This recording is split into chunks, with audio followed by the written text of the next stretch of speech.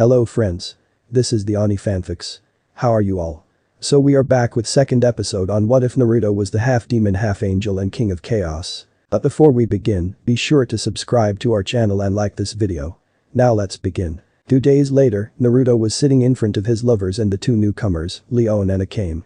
Currently Naruto was sitting on the single-seater with two women, one on each armrest, while Esdeath and the others were looking at them with cold gazes that would freeze a man's soul. One had black hair with heterochromic eyes, while the other had red hair tied in a very prestigious way and had purple eyes. Care to explain why you brought two girls instead of one? Asked Kuroka, who quite frankly was a little jealous with way the redhead was developed. These two girls are the new additions. The one on the left goes by the name of Kurumi. And the one on the right Sarah. Replied Naruto as he swallowed the ever-growing lump in his throat. I see, and why did you bring back two when we told you one will be enough?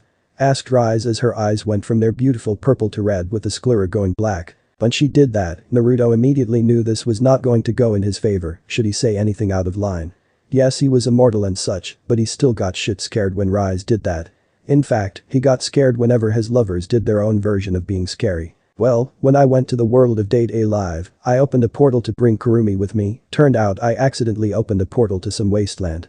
Pulling out the kunai my bastard father placed there, myself and Kurumi were sent to Ronin in the past. There I met Sarah, who was queen. And I met her when she was pushed off the balcony. Not by me, by the way. Replied Naruto, now sweating bullets. So you think that you have enough women, or are you planning to add more? Asked Emi coldly. I promise, these will be the last. Replied Naruto. So, you seem to be a person who has many options. Said Sarah as she looked at the girls. Not good. Mumbled Naruto as he knew this would be more bothersome. Why do you speak to him like that? Asked Masane. He's my husband. Replied Sarah. Immediately, everyone put some serious distance between her and them. Apart from Kurumi and Naruto. Naruto was right now sighing as he knew he'd have his head chewed off by his lovers, while Kurumi was laughing like crazy at poor Naruto. To her this was priceless, a person who gained immortality to be shit scared of some women. That's some good ammo right there. Deciding to not get caught in the crossfire, Naruto blinked to the underground base where the necrons were. Told you he'd run. And you owe me 50 ryo, Masane. Said Kazuhana with Masane groaning in annoyance as she pulled out her purse. Shortly after the whole fiasco, Esdeath went to prepare lunch for them with Karasuba and Akitsu assisting. It was very different for Akame and Leon to see Esdeath, their enemy, act this way. Could it be that Naruto had calmed her to the point of non-hostility to ex-enemies? If so, what was Esdeath so smitten by about Naruto? So how did you get to know Naruto? Asked Emi to Sarah. After he rescued me, he showed me the reason why the people were afraid of me. After that he transformed into a shadowy figure to protect me against multiple enemies. He was incredible and I fell in love. Kurumi, who was shooting anything and everything, was having a major blast shooting up my kingdom. After he stopped my prime minister, I married him. We haven't done the nasty yet. Replied Sarah. Hearing that was all too much, Leon and Akame both had looks of confusion, while Esdeath found it to be a little bit jealous. If she was part of that, then she'd be able to have Naruto within a matter of seconds, but nevertheless, she was married to him, and now she was expecting a child with him. So who was she to argue? This shadowy figure Naruto-kun transformed into. Did it carry a very big scythe and have skin so gray it looked to be like it was meant to be in a grave? Asked Emi. Yes. Do you know this power? Asked Sarah. In fact I do. I've only seen a spectral figure of it once. Naruto-kun calls it the Nightbringer. A gift from the Shinigami. Replied Emi. Esdeath-san. Came a voice from behind her. Turning around and then looking down, Esdeath found little Rihiko standing there. What is it, child? Asked Esdeath as she dropped down to her haunches to get to the girl's level. Can I help with the cooking? She asked. Why don't you help Emi-chan with laying the table? Said Esdeath in a genuinely sweet tone that shocked the two assassins to the core. Okay. Said Rihiko as she ran to help Emi, who was now laying the table. With Naruto. Finally making it to the base, Naruto found glass turrets laid out at the entrance. No doubt placed there to stop intruders from getting in. The turrets had 4 small pillars regulating energy, while a ball of green energy swirled inside it. Naruto made specific instructions to have the turrets not target his lovers. These specifications were met and they were built very fast. Builder scarabs worked very quick when they worked in 3. As he walked down the now smooth caverns, he came to a stop when the pariah Naruto named Jed came up to him. Any news? Asked Naruto. Construction. Has been. Slow. New builder. Scarabs. Are. Required to. Bring. More of. The monoliths. Systems. Back. Online. Replied Jed. And why is that? Asked Naruto, now getting frustrated that the monolith was taking forever to awaken. Slumber. Monolith 7's. Systems. were used to keep flayed ones, immortals, and other units alive. That's why Monolith 7 is weakest right now, replied Jed. Very well. Apart from Monolith 7, how many other monoliths do we have? Asked Naruto. 9, replied Jed. How many can I have online and mobile? Asked Naruto. 3, replied Jed. And what of my forbidden archive? Asked Naruto. Already found it. 4, you, my lord, replied Jed as he led Naruto down a cavern. Walking along the caverns that tubes with green energy are running through, they came to a stop where in the room was only one thing. It looked to be like a coffin with 4 giant spikes sticking out of the 4 corners. The green energy from the tubes gathered here and lit the room, producing a sickly green in the area. Walking to the building, Naruto felt the gauntlet he got it wave act up. Activating it and stopping at the coffin, he pushed the great stone slab open. It felt like a ton of bricks the way it was made. But in the end, he finally pushed it open. Looking at the contents inside, Naruto smiled. But there was one object that caught his eye. And that was what looked like a staff with 4 shearing blades at the top and 2 pointing down. A tube of some sort at the bottom and a scepter with a green gem at the top with the shearing blades. Necron Lord Staff of Light. Grabbing the staff, it instantly activated with the bottom tube now glowing with green energy and the top gem also glowing in the same manner. Ah. Good choice, my lord, said Jed. What is this? Asked Naruto. The object for the Necron Lord. The Staff of Light, replied Jed. Swinging it around to get a feel for it, Naruto found the weapon a good fit for him. It balanced out very well and it was extremely powerful. Placing the staff down, he went through the archive again. His hand landed on an artifact that Naruto took an interest in. It looked like a sort of chest plate, but more different to the Necron chest plates. It seemed too small. Grabbing it, he found it was an artifact used for invisibility. The Veil of Darkness, said Jed. What?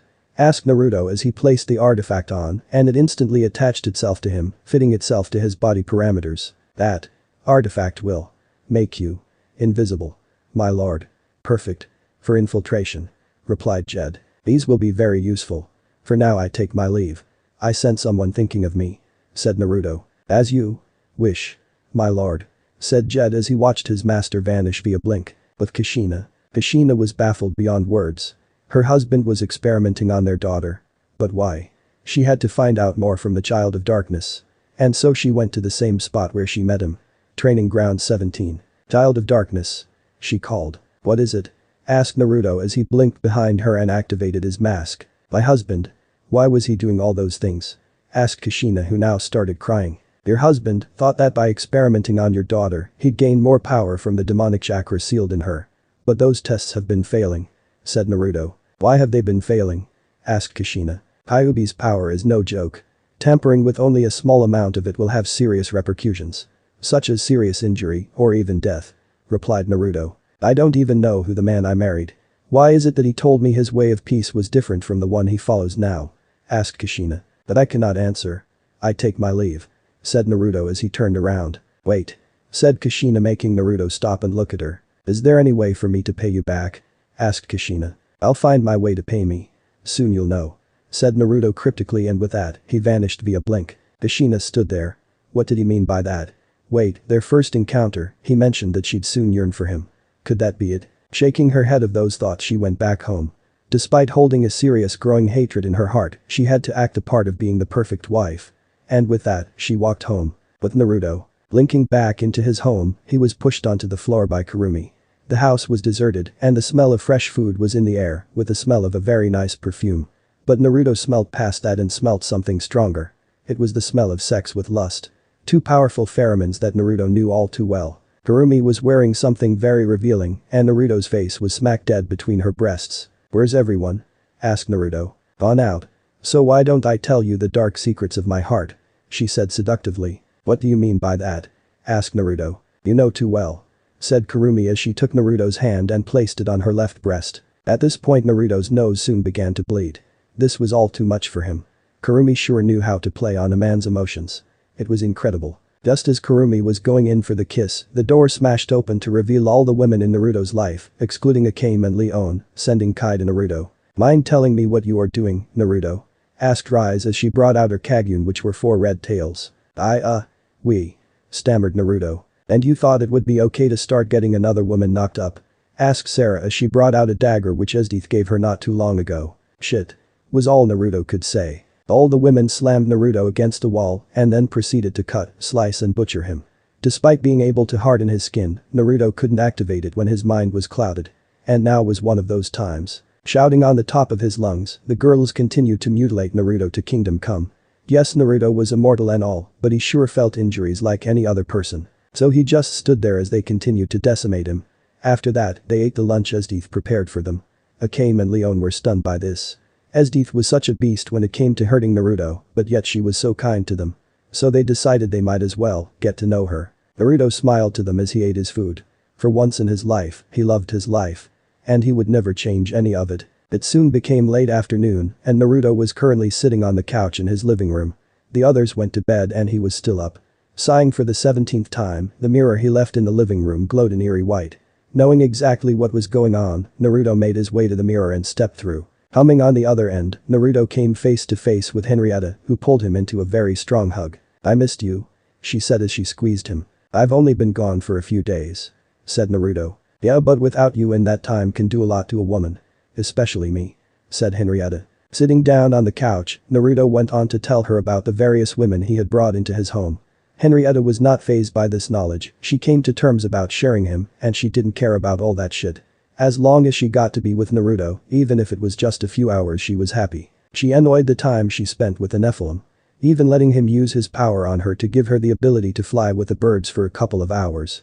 It was these small things that made Henrietta love Naruto. After a few glasses of wine and learning a lot about how things were going in Tristan, Henrietta and Naruto were sitting on the couch in her chambers. Naruto had his one arm slung around her while she had her head on his chest, listening to the soothing sound of his heart. She could stay like this forever. "Henrietta?" asked Naruto. "Yes?" she asked. "You know I love you," said Naruto. "And I to you," said Henrietta. At that moment, they brought their faces together, sharing a moment of brief lip lock. Choosing to push it further, Henrietta pushed Naruto down onto the couch where she began to run her fingers through his snow-white hair. "Lemon." Hissing even more passionately, Naruto opened his mouth to allow her tongue in. Henrietta at this point was more enjoying the taste of him. Their tongues soon enough began to battle each other for dominance over each other. Letting Henrietta win this fight, Naruto got to work on getting her out of her clothes. Pulling off the dress very quickly, he separated to get his shirt off. Once his shirt was off, Henrietta once again tackled his lips. This time with more force and desperation. Naruto then decided to step it up a notch. Blinking to a standing position, he made quick work on pinning Henrietta to the wall as he went from her lips to her neck. Moaning as she left his subtle lips caress her skin, Henrietta went to work on getting the last article of clothing off her lover. Unbuckling his pants and letting them slide down, she was greeted to the sight of seeing a bulge in Naruto's boxers. "Well, look who's excited," she said into Naruto's ear as she stroked him through his pants, making Naruto groan. "You have no idea," said Naruto as he pulled away from her neck. Removing her bra and panties, Henrietta led Naruto to the bed where they continued kissing. But Naruto didn't want any more of that. He was now tired of foreplay, tired of the teasing. Separating from her lips, Naruto pulled off his boxers, letting his member spring out for her to see. Licking her lips at the size of him, she waited to see what Naruto was planning. Descending down her body, planting butterfly kisses along her skin, he came to a stop at her entrance. No matter how many times Naruto and her had sex, Naruto, still being the gentleman he was, waited for her to give him the go-ahead. Receiving her permission, Naruto went to work on her lower regions. Slowly licking and sucking her. "Ah. You're so good at this," said Henrietta as her back arched at the feeling of Naruto's tongue inside her cavern. Licking up her pre-cum, Naruto found her taste to be very unique. It was a perfect balance between sweet and salty. Something he gave Henrietta credit for. But soon enough, Henrietta found herself cooming into the mouth of Naruto. Lapping up all of her essence, Naruto began to make his trip back up to her. Stopping when he was face to face with her. He was about to kiss her again, but Henrietta placed her index finger on his lips. "Not this time," said Henrietta as she turned the tables. Turning Naruto over, with her now on top, straddling him, she began to make her descend on him. Again stopping at his member. Stroking him a few times, she began to lick him. From base to head. Naruto groaned as Henrietta licked his man-meat. Taking it a step further, she put the head in her mouth as she stroked the rest.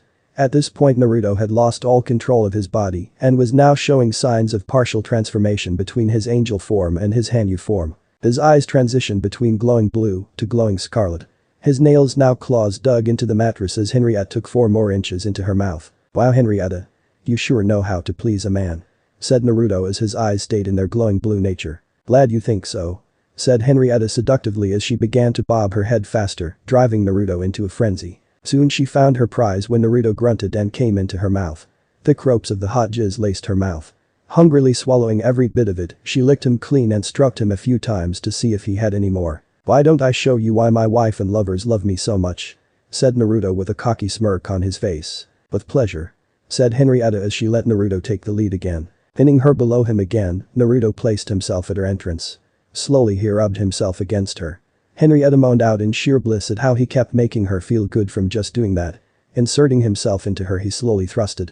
Henrietta at this point had her nails dug into Naruto's flesh, drawing blood as he began to quicken his pace. Right now Henrietta was cutting into his flesh as she screamed his name. Moans of pleasure mixed with flesh hitting flesh echoed throughout the bedroom as Naruto fucked Henrietta like there was no tomorrow.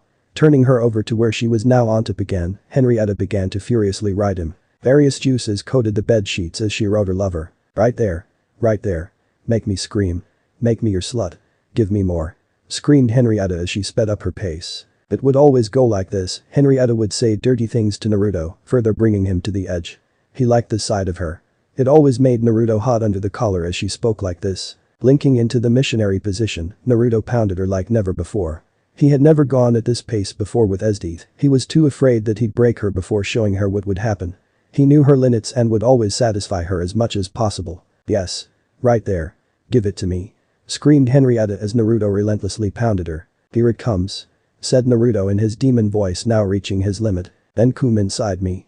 I want your child, said Henrietta as her mind went blank and her eyes rolling into the back of her head. Releasing his load into her waiting womb, Naruto waited for at least 1 minute before pulling out of her. Lemon end. Henrietta was passed out and sleeping soundly. She had a satisfied look on her face as Naruto pulled the covers over her. Rolling up a cigarette and lighting it, he walked onto the balcony, still in the nude. Blowing out some smoke, he gazed over the kingdom of Tristan. The place was a lot more peaceful. The elves had integrated into the society of the people, and things were looking nice. Blowing out more smoke, he looked up at the 2 moons and smiled. He couldn't ask for any more. He was the most powerful being in all of history, he placed out into Kushina's mind, and now she was growing hatred within her heart. Besides, the only way to destroy a country is from within. And that was exactly what he was doing here. Slowly bringing Konoha to its knees. Blowing out one last puff of smoke, he threw the cigarette away and made his back to Henrietta where he laid down with her. The marks she had inflicted on him were still there, but he had a very special way to heal that. He'd do it tomorrow. Snuggling into him, Naruto soon fell asleep with Henrietta cuddled into him with her head on his chest. Breathing out a sigh of contentness, Naruto fell asleep and soon found Henrietta in the dream world. He enjoyed this, the love he gave and received. Even though he had to go back home tomorrow before the soldiers entered, he decided to stay with her. After all, what kind of man would he be if he left now? Tomorrow will come around. And when it did, he'd leave Henrietta a note like always, but he had something special for her tomorrow when he left a letter. Smiling in his sleep about this, he snuggled further into her, making her moan as Naruto unconsciously slid his still rock-hard member into her. Waking up to a bright beautiful morning, Naruto found he was still in bed with Henrietta, who was still latched onto him. Slowly maneuvering out from her grasp, Naruto made his way to the various clothes that belonged to him scattered on the floor. Putting his boxers and pants back on, he did reach over to his back and began to claw at himself. This caused a marking that looked like the tattoo of a set of wings on his back to appear.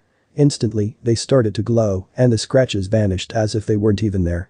Putting the rest of his clothing, he went to the coffee table. Pulling out a vial with blue liquid in it, as well as a necklace with a blue crystal, Naruto placed them on the coffee table with a note and walked to the mirror, but not before giving Henrietta a final goodbye kiss before leaving. When he stepped out the mirror, he came face to face with Leone, who was admiring herself in the mirror before Naruto walked through it.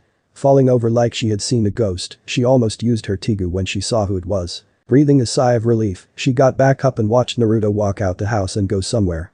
Deciding to follow him, she jumped to the trees and watched. She watched him go into a temple of some sorts. The temple looked to be made of black stone with strange symbols on purple banners that lined the front. An mark of the outsider. Pushing the great wooden doors open, she gasped at what she saw.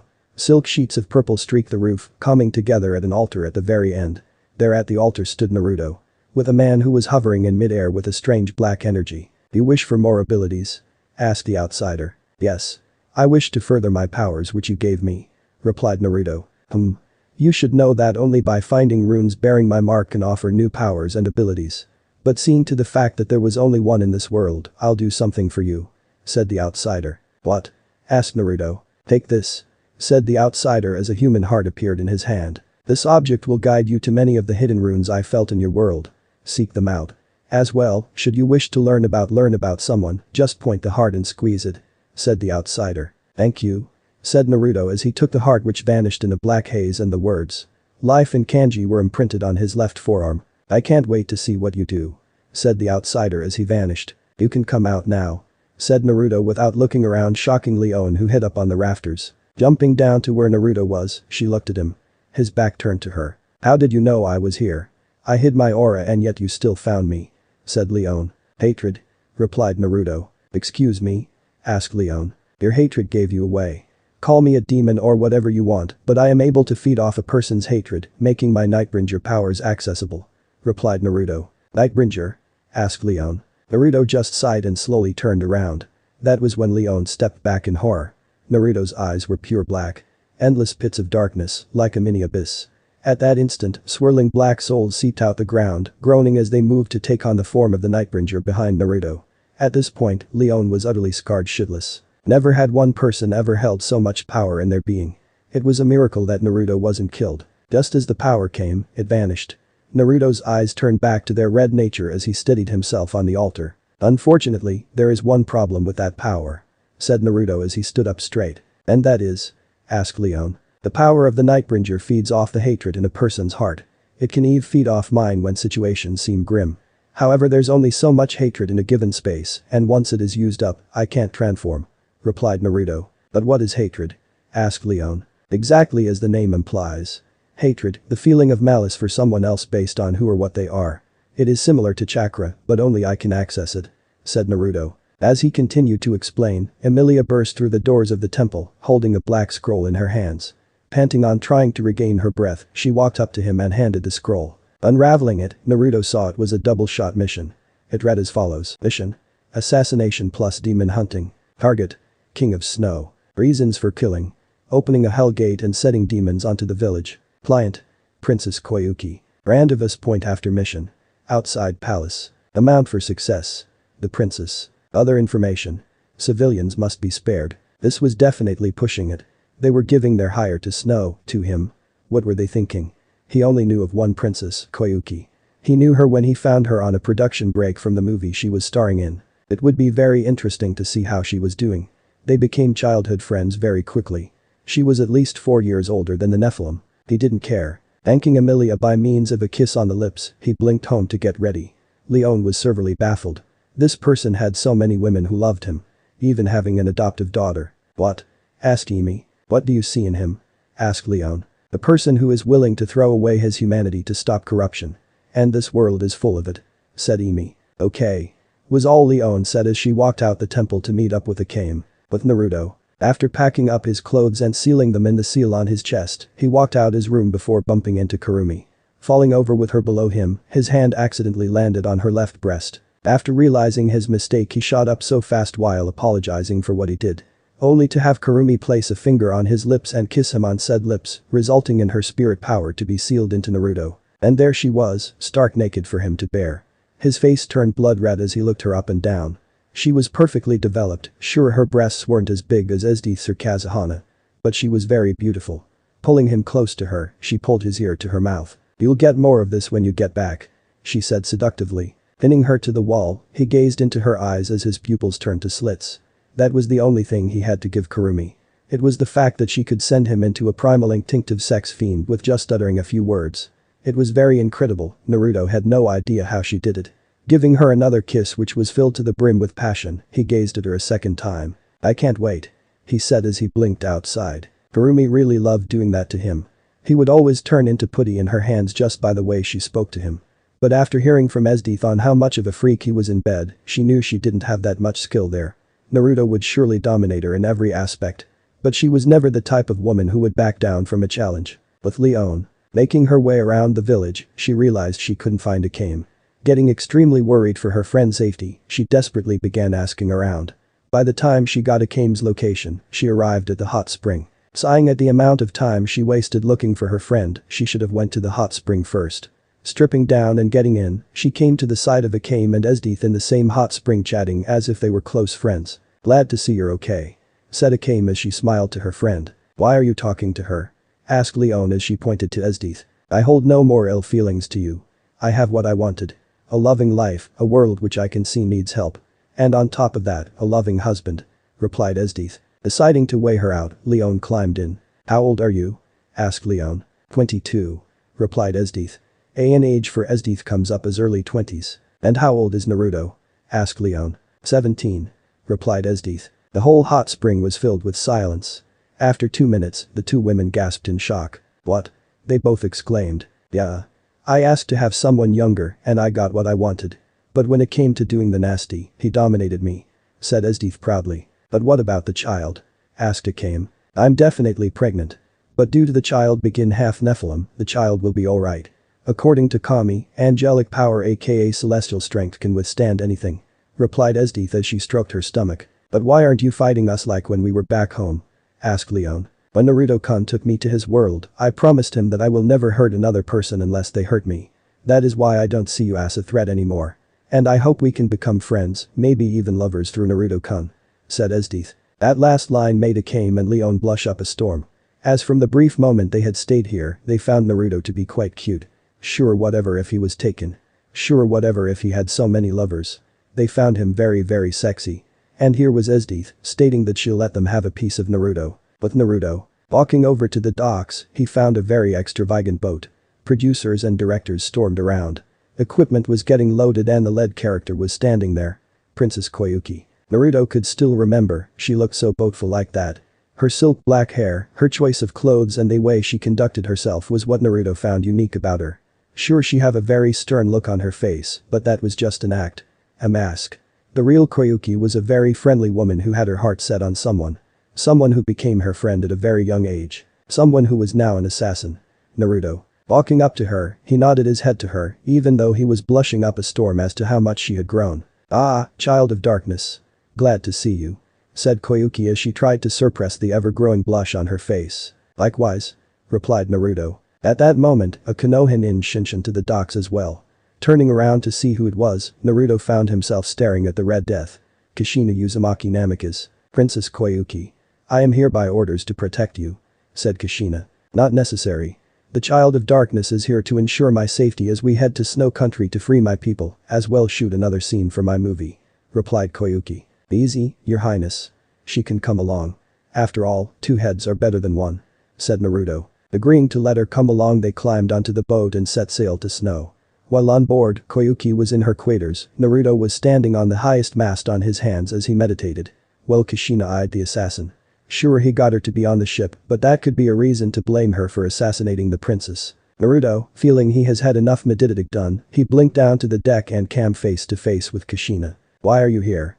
She asked. To do a mission. Replied Naruto monotonely. Can I speak to you? She asked. Sure. Said Naruto as Kushina led the way. Kushina walked into one of the various bedrooms on the ship. When Naruto stepped into the room she closed it, locked it, put up a soundproof seal, and then looked at the child of darkness. You were right. My husband had definitely been using my daughter for experiments. He has been working for Danzu this entire time. It seems that when she finishes the Chunin exams, she'll be taken to Root which should have been disbanded. There she'll become a weapon with no feeling whatsoever. Said Kushina. I see. And you want me to help? Asked Naruto. Yes, please help me to stop Minato from doing that. Begged Kushina. I make it a strict policy to not work with Konoha. Said Naruto. I know that. But I don't want to be part of Konoha anymore. Telling you this will be treason and execution. But I know you don't accept it. So I can offer one thing should you do this. Said Kushina. And that is? Asked Naruto. Me. Replied Kushina. I also make it a policy to not rape people. I may be an assassin and a demon hunter, but a rapist is not in my jurisdiction. Said Naruto. I know that. But just recently I've been seeing Minato as no longer my husband. I want you. Said Kushina. Are you sure about this? Asked Naruto. I don't care about that man anymore. I want you. I can't get you out my mind. Replied Kushina as she began to strip. Very well. Said Naruto as he too began to strip. The one thing very interesting about his DNA, he didn't have the Kyuubi marks anymore. Lemon. Pushing down his pants and boxers at the same time, Kushina found herself staring down at a very large meat rod. 10 inches. This person must have quite the stamina to have a dick like that. Sitting him down on the bed, she went to stroke him. Receiving a groan from him, she looked up to see the mask off. Seals snaked across his body, one on his chest, a few on his left arm, one on his right hand and another on the side of his face. This was the first time she ever saw the Child of Darkness's face. He looked like he was carved by angels. Stepping it up one notch, she went to start licking the head. She received a groan of pleasure as she then started going from the base to the head, all the while she fondled his sack. Stopping at looking at him, she graciously took the whole thing in her mouth. All Naruto could do was sit there as Kushina blew him. Sure, this woman gave birth to him, but those ties were severed long ago. "I'm coming," said Naruto. Kushina did nothing but speed up her actions, causing Naruto to shoot his seed dead into her throat. Swallowing it all, she looked up at him with a very cocky smile. "You like that?" she asked sultry. "You sure know how to please someone," said Naruto. "We're not done yet," she said as she stood up and stood over him. Looking at her, Naruto found her to be quite attractive. Her body could easily rival Kazuhana in the curves department. Perfect legs that went on forever, shapely ass, great stomach with a few abs dotting it. Perfect waist. She had the body of the ideal woman. No wonder whenever Naruto went incognito, he would hear from the civilians that Kushina was one hot woman. Even from the younger gen, they called her a MILF. Slamming herself onto him, her head shot back as she felt all 10 inches sheathed inside her. After a few minutes of getting used to him, she began to ride him. She felt herself getting lost in a sea of pleasure. Her husband no more was the man she loved. The village she thought cared for her only wanted to use her. And here she was, having sex with the most renowned assassin in the world. Naruto thought enough was enough, he grabbed her hips and began to slam her down onto him harder. When he started doing this, Kushina's eyes rolled into the back of her head. Her tongue hung limp out her mouth as the man rocked her world to the core. Giving one final thrust, Naruto shot his seat into her waiting womb. 2 minutes of waiting to get down from her high, she climbed off him. She had never been pleasured like that before. Lemon end. Unsealing some clothes from the seal on his chest, he got dressed while Kushina dispelled the soundproof seal and climbed into bed. She was so drained after that session, but she felt it in her heart, she'll be expecting more. Despite still being married to Minato, she knew she was having an affair. But she didn't care. Minato was no longer the man she loved. "You're still going back to Konoha?" asked Naruto as he swiped across his face, engaging his mask. "I am still playing the good wife card. But I'll feed you information regarding the whole thing," said Kushina with sleep starting to take hold. "Very well. You shall be spared from my wrath. And should your daughter follow in your footsteps, she too will be spared," said Naruto. "Thank you," said Kushina as she fell asleep. Walking out and closing the door, Naruto came face to face with one of the producers. "Koyuki wishes to see you," he said. Nodding and then blinking away, Naruto found Koyuki still in her room. It was like the green room in many star suites of change rooms. Getting there, he knocked and entered when he heard Koyuki give permission. Opening the door, he saw her sitting there looking at him happily. "You can drop the demon voice and mask Naruto-kun," said Koyuki. Naruto just smiled as he deactivated the mask and his pupils went back to regular. Looking at the man before her, she jumped onto him and gave him a kiss on the lips. "I missed you," she said as she got off him. "I did too," said Naruto. They went on to talk on the many things that had happened. He even told her about him reviving the necrons that slumbered below the village he lived in. She told him about the many people who sent her letter about them loving her movies. One even sent a marriage proposal letter. She met Naruto when she was only 14. Naruto happened to be passed out by her family's home. Bringing the still Hanyu at the time to the house, she nursed him back to health. The two became good friends and when Naruto left, Koyuki never got to say goodbye. She also wanted to tell him how she felt toward him, and today she did. "How are the foxes that raised you doing?" asked Koyuki. "All dead. When I returned home, they were laying there dead. And I know exactly who did it," said Naruto. "Who?" asked Koyuki. Naruto said nothing but reach into his trench coat and pull out a 3-pronged kunai. The exact kind Minato uses. Getting very upset about having a Konoha nin on her ship, Koyuki got up. She was about to call someone to kick that nin off her ship when Naruto grabbed her. "No need. She's on my side," said Naruto as he looked into her eyes. "If you trust her, then I trust her," said Koyuki as she looked up at him. Seeing her eyes go like that, Naruto knew exactly what she was thinking. "Do you want to do that?" asked Naruto smiling at her. "You know it," said Koyuki. Not needing to say anything else, Naruto picked her up bridal style and made his way to the bed where they rutted like bunnies. The entire ship were oblivious to the entire thing. Koyuki would need to take a few days off set to regain her walking ability. But she didn't want to worry about that, she was going to be Naruto's. Naruto woke up to find Koyuki snuggled into his body.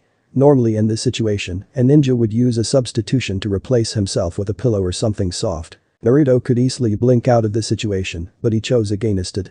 He loved the way she was snuggled into his form. So he chose to sleep a bit longer with her. When he opened his eyes he found himself in an endless abyss of white. The ground was smooth like glass, the air was clear, and birds chirped in the trees that seemed to grow out of nowhere. The very ground was terraforming to look like a peaceful world. A river of crystal blue water carved through the left side. The sounds of the forest filled his ears. But when Naruto looked ahead of him, he saw what looked like a line. A literal line, dividing and setting the boundary for what laid beyond. And what laid beyond was a mirror images of what was portrayed on the side of the forest. Dead trees dotted the landscape while a river of lava swept through the area. Blood-red clouds streamed the sky while a moon that looked to be in a solar eclipse looked down from the heavens. Walking up to the boundary line, Naruto caught a glimpse of what looked like a girl with purple hair who wore a white outfit of some sort. Stepping over the boundary, Naruto found his entire body covered in tribal tattoos. His nails were claws, his eyes now green with a slitted pupil. Looking at his hand which hid the demonic tattoo, he watched in interest as the eye that once was closed was now open and blinking. The eye was a green color with a single slitted pupil. Walking deeper into the area, Naruto found himself at the river of lava's edge. "I was wondering when you'd show up," came a tomboyish voice from behind him. Looking behind him, Naruto found himself looking at the very girl he was following. He could see her eyes more clearly and they were exactly like his when he activates his Hanyu power. Her ears were pointed and one long tooth was sticking out her mouth from the top. "Who are you?" asked Naruto, clearly not scared. "My name is Asurumaru. I served the Kyuubi no Yoko in hell. When he was about to be sealed, he pulled me into you as well. Before he merged with you. He told me that I am to give you as much of my power should you wish of it. The Kyuubi no Yoko was never a bad guy," replied the girl now known as Asurumaru. "Your name for me is slightly too long. Is it okay if I shorten it a little?" asked Naruto. "I see no harm. After all, you are now one of the 9 demon lords of hell," replied Asurumaru. "Then why don't I call you Asura?" said Naruto. "Very well," said Asurumaru. "So why did you want to see me?"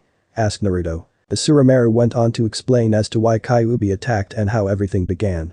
This was the biggest form of history Naruto had ever heard in his life. He soon found himself getting very mad.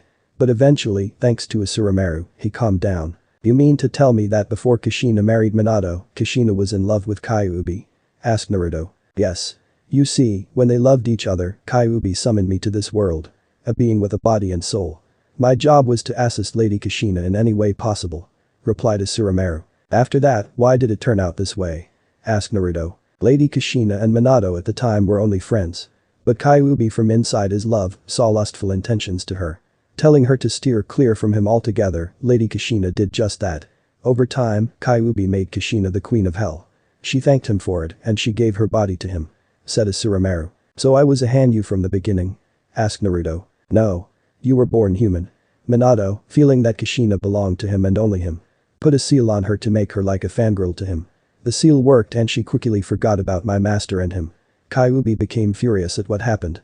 Try as he would, the seal Minato placed would not budge.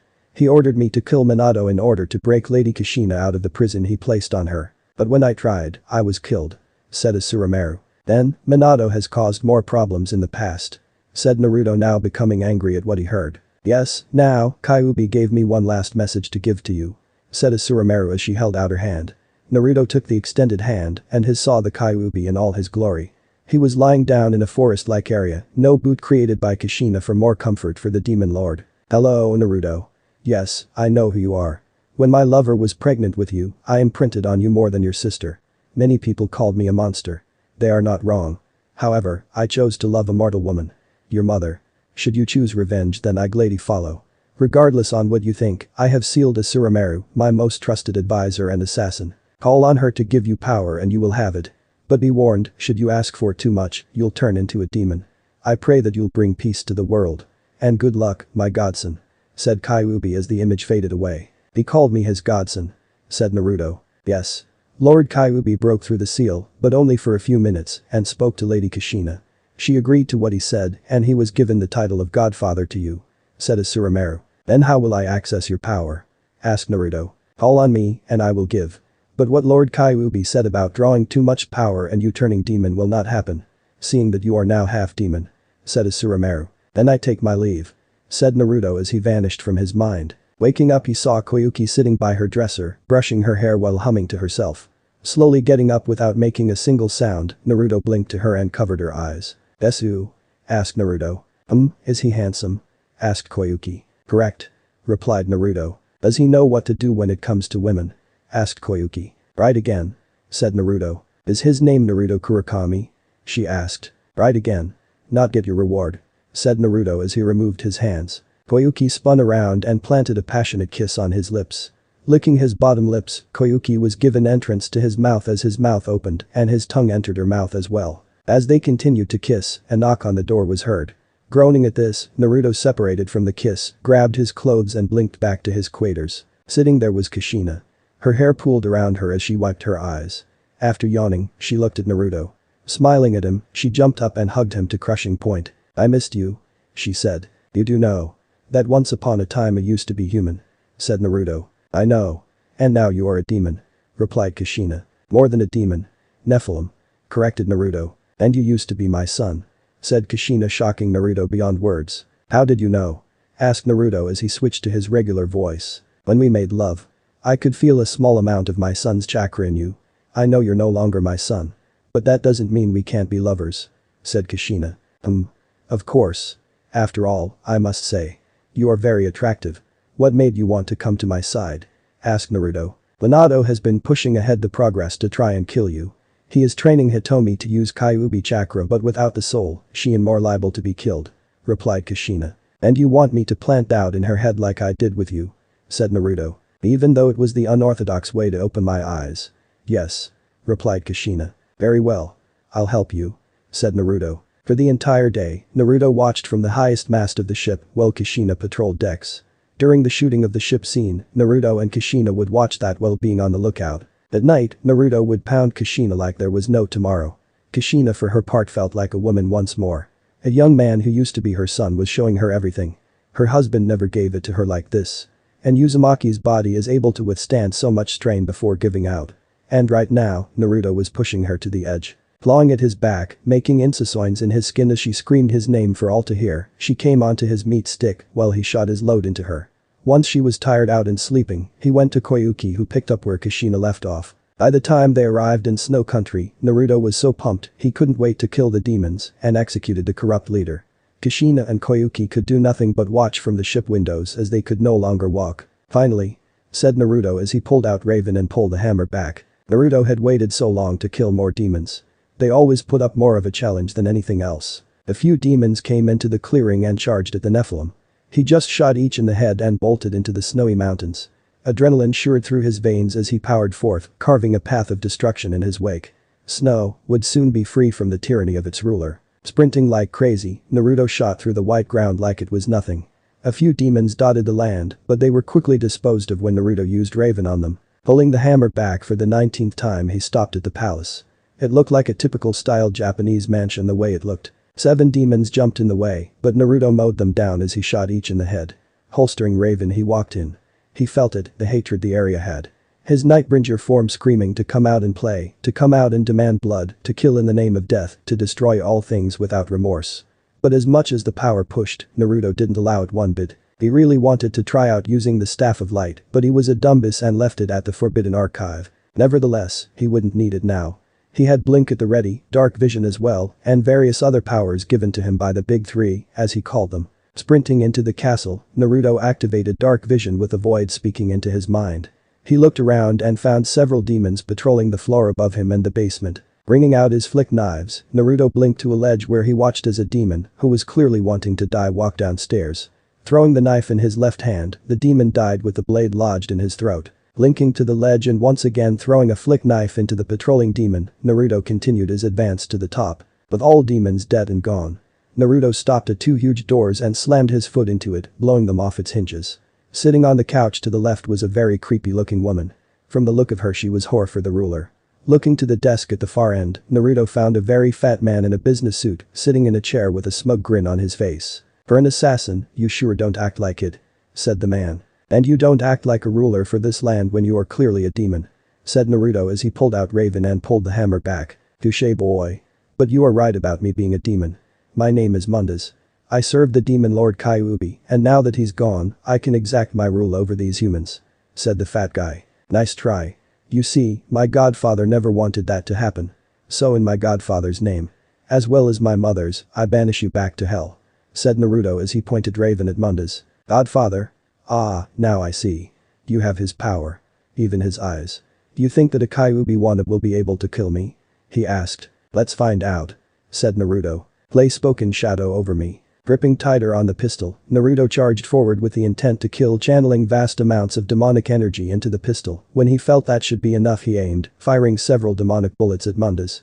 Laughing at his antics, Mundus threw the desk at Naruto, who slid under it and sent a bullet into his face. Mundus stumbled back as the bullet hit him square between the eyes. Not bad. I expected nothing less than this. Said Mundus as he grabbed a chair and threw it again at Naruto. Shaking his head, Naruto fired several bullets at the chair before it exploded. That was when he was tackled to the ground.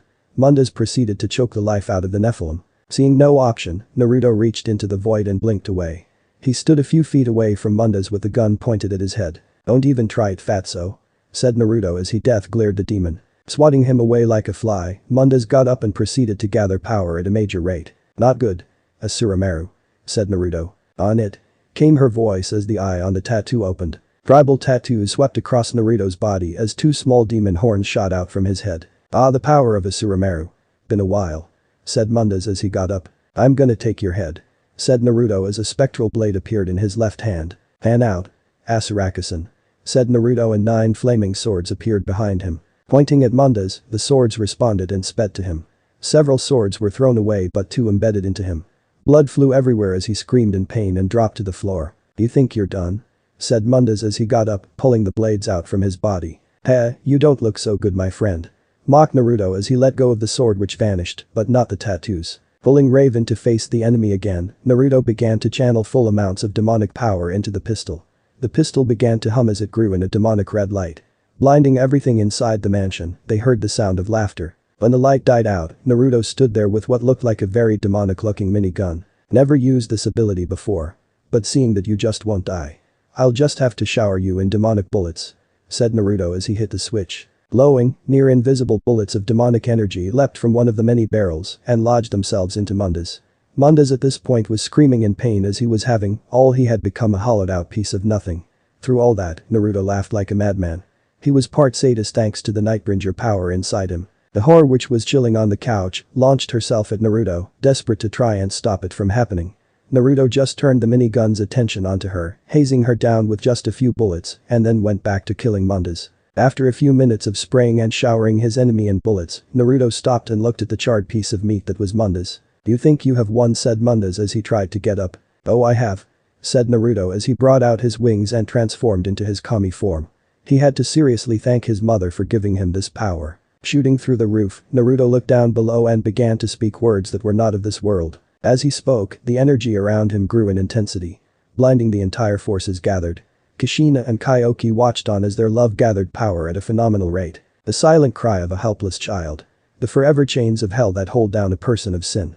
The final wish of a heretic's curse. Way of Kami number 6. Blinding rays of heaven number 3. Pale beam. Said Naruto as he pointed a hand at Mundus. From his hand, a powerful white beam of pure celestial power shot out and traveled to its target, plundering everything in its godly rays. Turning what used to be a very nice flooring, was now a charred circle of smoldering ruin. By the time the beam died out, the air was rich with the smell of something between gunpowder and the smell of death. Song end. From the boat, everyone gathered, including Kushina, watched as Naruto floated back down into the palace, and in another flash of light, he was back to normal. The tattoos receded back to show the skin it partially hid. His eyes, marking and wings retreated back into his body as he felt slightly drained. It was just a slight side effect from using Way of Kami. Heading up to the palace, they walked to the second floor and found Naruto sitting on the couch with a content smile on his face. What? He asked in his normal voice. You just had to shoot up my palace, didn't you? Said Koyuki. Hey, he started it. Said Naruto. Either way, the job is done. Said Koyuki as a sultry smile spread across her face. Time for the reward. She added as she grabbed Naruto's hand and took him to the bedroom. Hey, no fair. Said Kushina as she ran after them. Later during the night, Naruto, Kushina and Koyuki both laid back as they breathed a sigh of satisfaction. They had been going for at least 19 rounds of hot sex and now they were worn out beyond words. How long was that? Asked Kushina as she snuggled into Naruto's form. 17 hours. Replied Naruto. New record. Said Kushina. Huh? Asked Koyuki. When we were on the boat, Naruto-kun and I went at it as well. We only made it to 13 hours before I passed out from the sex. Replied Kushina. I'm just glad that I lasted for so long. Said Koyuki. Are you not in Uzumaki? There is no way in hell that someone can go for so long, said Kushina as she looked over to Koyuki. My father was in Uzumaki, replied Koyuki. So you must be half Uzumaki. Either way, you sure lasted long, said Kushina. She quickly climbed out, went to her clothes and reached in, all the while she shook her ass in front of Naruto as a way to make him aroused. She pulled out an object that was silver and had a very weird design. Walking back to the bed, she gave it to Naruto, who looked at the object and saw it was a key. What is this? Asked Naruto. It's the key to my house. Should you wish to fuck me again like we did now, just come over, she said as she planted a kiss on his cheek. Then here's my gift, said Naruto as he instantly made two necklaces appear out of nowhere. They both had a crystal like its sibling crystals. The first was a navy blue color, while the other was a rose red. He gave the rose red one to Kushina, while the navy blue went to Koyuki. Ever you have need of me when you're in danger, push chakra or any other form of power into the necklace, and I'll be there. These were crafted by a special crystal from the heavens of Kami's domain. I added my blood to it so they could work. As well, should you wish to come to me, visualize it and push chakra into it. It will work, said Naruto. Each woman kissed Naruto on the lips and soon enough they fell asleep in his arms. But before Naruto fell asleep, he couldn't help but wonder, where did the Hellgate go? He sensed it when he fought against Mundus, but after the fight it was gone. Deciding to think about it at a later stage, he closed his eyes and fell asleep. When morning came around, Koyuki and the entire of the civilians came to see them off. Waving goodbye to Kushina and giving Naruto a very passionate kiss for everyone to see, she watched as the ship sailed to the horizon. When the village was out of sight, Naruto looked at Kushina, who was standing right next to him. Like directly next to him where her breasts were pushed against his body. This was clearly a sexual advance. What are you doing? Asked Naruto as he looked at her. What do you think I'm doing? I want to go another round, she said. Are you addicted to my cock or something?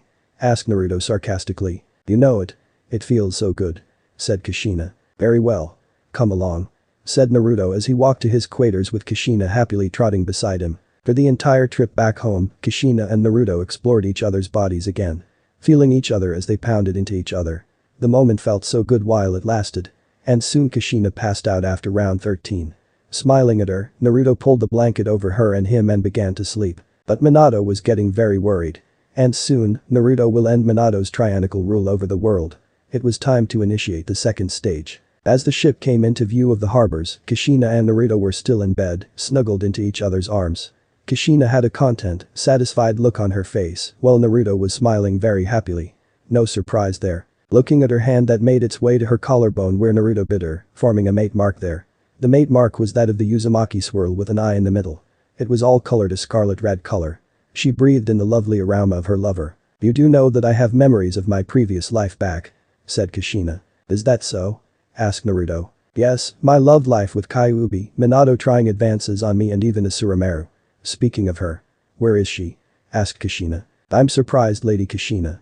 Turns out the mate mark did return your memories to you. Came Asurumaru's voice from Naruto's tattoo which glowed an eerie red. Asura. I'm so sorry for what happened, said Kushina as she watched the eye blink. It's fine. At least you now have the new demon lord of hell as a lover. Maybe if you push it, you can regain your title as demon queen, said Asurumaru. Asura. Don't say things like that, said Naruto as he blushed. Whatever, I'm going to sleep, said Asurumaru as the tattoo stopped glowing and the eye closed. Naruto-kun. I'm really happy for everything you've done for me, said Kushina. Why? Asked Naruto. You freed me from my fake life. Yes, I know that you probably have so many lovers. I'm already married, said Naruto, shocking Kushina. What? She asked. Yes. I'm married. And on top of that, she agreed to share me. So yes, she wouldn't mind this.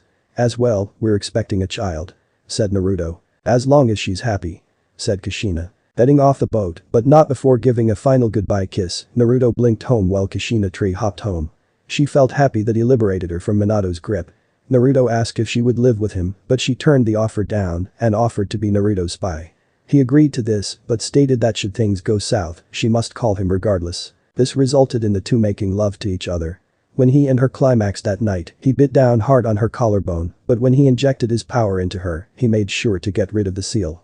But what was interesting about the seal was that it contained traces of a certain snake. Naruto had to look into this. If he wanted his lovers safe and sound, he was going to have to bring out the big guns. They arrived home and walked inside. There was Esdeath with a cup of tea in her hand, happily talking with Akame and Leon. Rise was also part of the conversation, but instead of tea like the other girls, she drank coffee, being the only thing she could drink. Looking up to see Naruto, Rise placed her cup down and pounced on him. "Naruto-kun," she said as she squeezed him. "Rise-chan. How are you?" asked Naruto. "A little hungry. Could I have a snack please?" she asked. Rise decided to bring out her trump card and made the cutest face Naruto had ever seen. Sighing and then nodding his head, she smiled and got off him. In all honesty, Naruto couldn't say no to that face. It was just too cute. Getting up and bringing out his one flick knife, he severed his right arm which dropped limply on the floor with a common thud. Akame and Leon looked on in horror as Rise thanked him, gave him a kiss on the lips, picked up the arm, grabbed a plate from the kitchen, and sit down with a knife and fork. The two newcomers watched on in awe as Naruto's stub where his arm should be, suddenly grow a new arm. Flexing his fingers to ensure it was okay, Naruto smiled to them and walked upstairs. "Oh, Naruto-kun. Imi-chan wanted to see you. Something about her feeling weird regarding her celestial power," said Esdeath. "Thanks," said Naruto as he walked up the stairs. With Imi, for the duration of Naruto being away on the mission, she had been feeling strange. She thought it had something to do with her celestial power, and so she sought to fix the issue. Unfortunately, this wasn't the case. She went to the pharmacy for various ingredients that Naruto told her about to help slightly boost celestial power. Paying for the ingredients, she went and made a drink from the ingredients. This only made her throw the drink up after ingesting it. Kazuhana told her about maybe taking a pregnancy test. This made her furious at the Sekirei by throwing various things at her. But she chose to take it and now she waited for her lover to come home. Knock knock knock. "Imi-chan. Are you okay?" asked Naruto from outside. Getting up and unlocking the door, Emilia opened the door and went back to sitting on the bed again. A pink object laid by her. "What's wrong?" asked Naruto as he sat next to her. There's something that I need to tell you," said Emi. "What is it?" asked Naruto. "Just know that whatever you'll hear from me, know that I love you," said Emi. "And I to you," responded Naruto. "The thing is," began Emi as she swallowed the lump in her throat. "Yes?" asked Naruto. "The thing I must tell you is," said Emi now sweating bullets. "Emi-chan, I promise I won't yell at you should anything happen," said Naruto. "I'm pregnant, okay? Pregnant with your child," she snapped, holding up the pink object showing a plus sign on the screen. "Do you think I'd look at you differently just because you're pregnant?" asked Naruto as he took the test from her and placed it on the bedside table. "Yes," replied Emi. "I am expecting a child with Esdeath-chan and I still love her. There is nothing in this world that will change my love for you. Sure, there are the others who I love, but I love each of you equally. All of you hold a place in my heart. Should I be faced with the choice of giving up my powers and immortality to save you all, I'll gladly do it without hesitation," said Naruto. Emi at this point was crying. Those words had surely hit home. She used to hate the man she now loves. And now he told her that he'd always love her. Even going to the point of giving up his immortality and godly power to ensure their safety. Giving him a kiss and bringing him close to her, she wept joyful tears. Thanking him over and over. Naruto smiled as he reached to her neck and rubbed the mate mark he gave her. The mate mark she had was very beautiful. It was that of a rose with two angel wings coming from the stem. The rose was a red rose which was at full bloom. After a few minutes, she separated from him and they both walked down. What they saw was Rise licking the bones of Naruto's arm clean while Leon was by the dustbin emptying her stomach. Akane was stroking her back as she emptied everything. Naruto felt that everything was just the way things were when they were peaceful. But he had a job to do. The Chunin exams were only a week away and he had to ensure the necrons were ready. So taking his leave, he made his way to the underground base. Arriving at the base, Naruto saw Jed walk up to him. The slow lazy walk he noticed a while ago, it was slightly annoying at first, but he soon got used to it. Something about being dead and all. "Jed, have the preparations been made?" asked Naruto. "All units ready. Behind schedule for a monolith," replied Jed. "What?" "I ordered all attention to be placed on Monolith 4 to be put as priority 1. Why haven't my orders been carried out?" shouted Naruto in his demonic voice. "We have put the plans into place. Monoliths have all been damaged. Resurrection of Monolith 2 caused wide spread damage to systems. All monoliths took the brunt of the attack," replied Jed. "Alright, fine. And how many units have awakened?" asked Naruto. 160,000. We have 1,300 immortals. 120,000 necron warriors. 20,000 flayed ones. 300 wraiths. 7,000 destroyers. 5,000 heavy destroyers. 6,400 death scythes," replied Jed. How many have yet to awaken? Asked Naruto, now calming down. Over 30,000,000, replied Jed. Naruto was taken back by that amount. How was there so many necrons? Just how far did these crypts go? I see. And the construction of my throne? Asked Naruto. They have begun. Construction. Builder. Scarabs have been spread thin, replied Jed. Just get it done. I don't want any form of delays anymore. Should they happen again, I'll see to it you're the first to be shut down, said Naruto as he eyed Jed with cold eyes. I understand, replied Jed. After that mess was cleared up, Naruto made his way to the Forbidden Archive. There he grabbed the Staff of Light. Grabbing a sharp object, he cut his thumb and wrote seals on his right arm and on the staff. After doing that, he pushed his celestial energy into the staff and the seal on his arm. The staff glowed an ominous green, and right before his eyes, the staff vanished and there on his arm was the word Harbinger. Not in kanji, not in any form of language, it just read like that. Smiling at it, he walked out to see Shinigami there. He looked to be happy about something. What do I owe this pleasure? Asked Naruto. I'm here to train you in using the Deepening, replied the Shinigami. The what? Asked Naruto. The Deepening is the name of the scythe the Nightbringer uses. I used to enjoy that scythe, said the Shinigami. So can we get this done? Asked Naruto as he didn't like it when the god of death did that. Fine.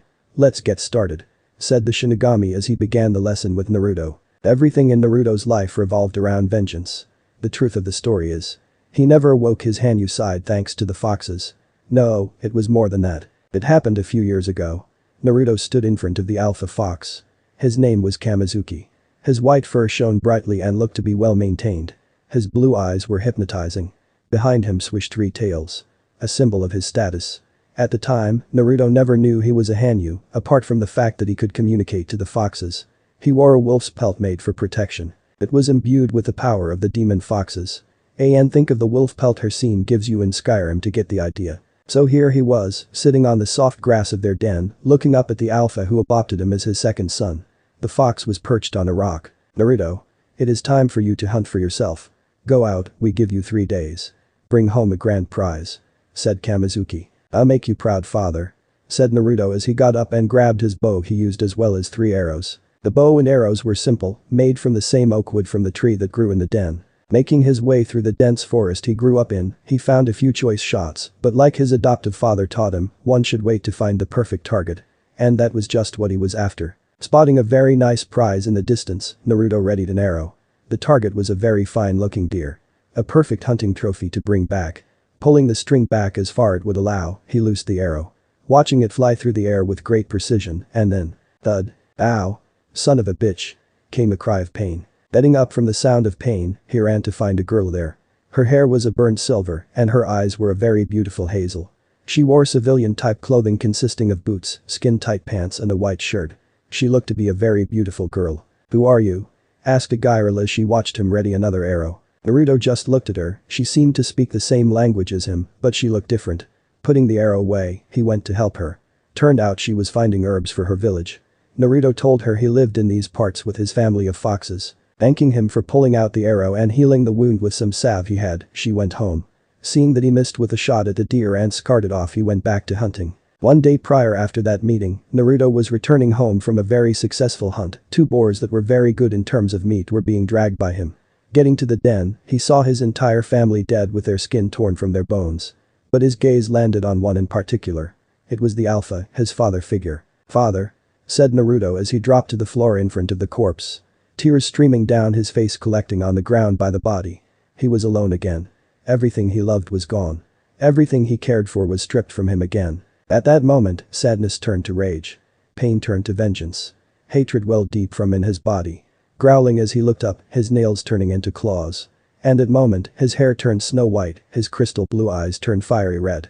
His canines grew longer and his voice deepened. Roaring to the heavens, he unleashed a vortex of the sleeping power inside him. 2 fox ears grew onto his head and 4 silver tails grew out his tailbone. His mind a haze of malice, his body filled with demonic power. There was only one thing left here. Kill those that killed his family.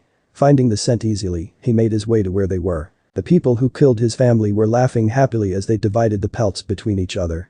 There was also the girl who Naruto helped there. And she too had a very happy smile on her face. You killed my family, said Naruto as he walked to them. This is private property. You should get lost, said one of them. You die here. Said Naruto as his tails grew in quantity to 5 tails now. The girl who Naruto helped stepped back as she watched the entire thing.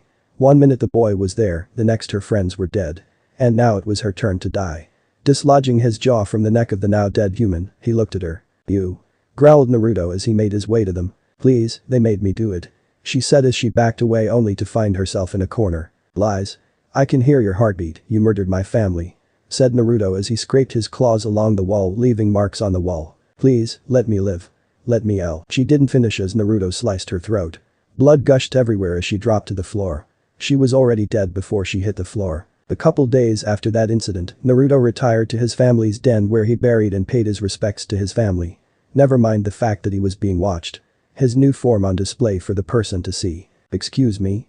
Came a voice behind her. Turning to look at the person, Naruto saw it was another civilian girl, but she had brunette hair instead of burnt silver. Her eyes were a jealous green, and she had the cutest smile. Who are you? Asked Naruto as he got up to defend himself. Are you a Hanyu? She asked. I am. So now what? You want to kill me? Asked Naruto. Nothing of the sort. My name is Emily. Can you and I be friends? She asked. Ever since that day, Emily visited Naruto every day. Her parents never knew their daughter had a half-demon friend. And when they did, Emily got the beating of her life. So much in fact that she died from the trauma. Once again, Naruto was alone. Once again, he had everything taken from him. Was this some sick joke people wanted to play on him? Was this a sick game to Kami? And once again Naruto got vengeance. But he still felt empty. So much pain in his body. So much suffering this one boy had endured. Over time he learned how to hide his demonic appearance. Even though his tails, claws and fox ears vanished, his hair and eyes remained the same. With the fact that his pupils turned to slits and back to normal. But this only happened when Naruto got mad or accessed small amounts of his demonic power. Hearing from passerbys about the son of Minato that was turned demon, he asked them about this Minato. They replied by stating that he had a daughter as well and that he had the same whisker marks as her. Naruto put 2 and 2 together. He was the lost son. Deciding to go there, he did just that. Using foxfire he learned recently, he made his way to Konoha. There he met his father, but he just pushed him away and stated that he was not his son and that he was a demon and will remain a demon. Tears in his eyes and his heart broken, Naruto ran away. He went to one of the unnamed village where they accepted him with open arms. Turning 15, he felt something snap in him. And it was this snap that caused his vengeance to be born. He had to kill the corrupt, the people who thought it was okay to create a world of perfection on other people's sadness. At that moment he was visited by Kami, Shinigami and the outsider. And his journey started. Naruto Koi. Wake up, you're scarring me. Said a voice snapping Naruto out of his dream. Looking around him he saw the many faces of his lovers. Emi and Esdeath were sitting next to him while Kurumi straddled him. Are you okay? Asked Esdeath in a concerned voice. Yes. Why? Asked Naruto. You were shaking and trashing around like you were possessed. You had us worried. Replied Masane. It must have been the dream again. Said Naruto as he sat up with Kurumi climbing off. You need to do something about those dreams. Said Rise. Hami Aka-san said they'll stop when I kill my father. Said Naruto as he climbed out of bed. Then you have a job to do. Said Leon. Yes, the time has come to march against Konoha. The Chunin exams are soon and that will be the perfect opportunity to attack. Said Naruto. Instantly he felt a tugging sensation in his mind and he knew who wanted to see him. Making his right hand into a fist resulting in a new mark of the outsider to be burnt onto his hand, he blinked away. When he appeared he found himself in Satsuki's room. She was looking very cute as she laid on the bed. Her black hair pooled on the bed as she looked at Naruto. Let me guess, you want another session? Asked Naruto. You know it. I just love you so much. Said Satsuki. But first. Tell me, what is Minato planning on doing? Tell me that and you get your prize. Said Naruto. He plans to use Hitomi against the other villages. He aims to create a worldwide apocalypse, but we all know you are the harbinger of that position. Said Satsuki. Very good. You can dispel the Genjutsu Kushina. Said Naruto, shocking Kushina. How did you know it was me? Asked Kushina as she dispelled the jutsu to reveal themselves in the master bedroom of the Namikaze estate. I know your chakra signature. Replied Naruto. But do I still get my prize? Asked Kushina, making puppy dog eyes. Sure thing. Come and get it. Said Naruto as he unbuckled his pants. Kushina squealed in delight and jumped off the bed. Getting on her nest, she proceeded to give Naruto's member some much needed love. Enjoying the feeling of her hot mouth over his man-meat, Naruto placed his hands on her head. Kushina really liked this way of life. She was definitely planning on getting her title as the Queen of Hell back.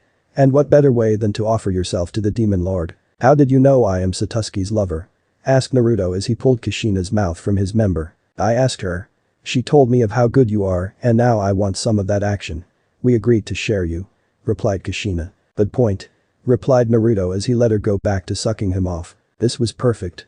With the Chunin exams coming up, he can use Hitomi as a means to put an end to the whole thing.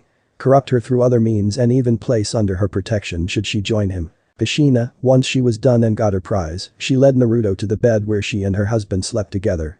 Pushing him down, she straddled his lap and began to ride him. To be continued. I hope you enjoyed the episode. Remember to subscribe and like this video. See you in the next episode.